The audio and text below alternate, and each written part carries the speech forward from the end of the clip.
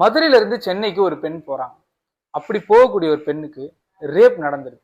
இப்ப அந்த பெண் வந்து சென்னையில வந்துடுறாங்க. அந்த அசால்ட் நடந்த இடத்துல அவங்க ஒரு கம்ப்ளைண்ட் ஃபைல் பண்றாங்க. இது நம்ம யூஸ்வலா இது ஒரு எக்ஸாம்பிள் தான். இதுக்கு நம்ம யூஸ்வலா என்ன சொல்லுவோம்னா எஃப்ஐஆர்னு சொல்லுவோம். பட் அதே பெண் மதுரையிலேயே இந்த கம்ப்ளைண்ட் பண்றாங்க. நடந்தது என்னமோ சென்னையில, ஆனா மதுரையில கம்ப்ளைண்ட் பண்றாங்க. அதுக்கு பேர் என்ன? அப்படி பண்ண முடியுமா? இந்த வீடியோல பாருங்க.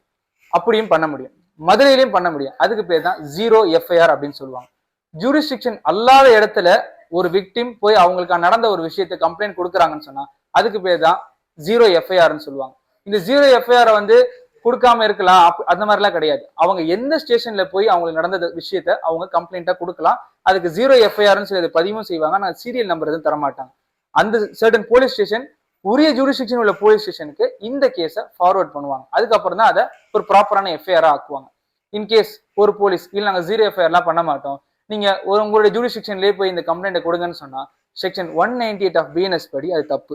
ஒரு பப்ளிக் சர்வெண்ட் அந்த லா கொடுத்திருக்க ஒரு டைரக்ஷனை அவங்க மீறினால அவங்களுக்கு 1 இயர் வரைக்கும் இம்ப்ரிசன்மெண்ட்டோ அல்ல அவங்க மேல ஃபைனுமே கோர்ட் சார்ஜ் பண்ணலாம்.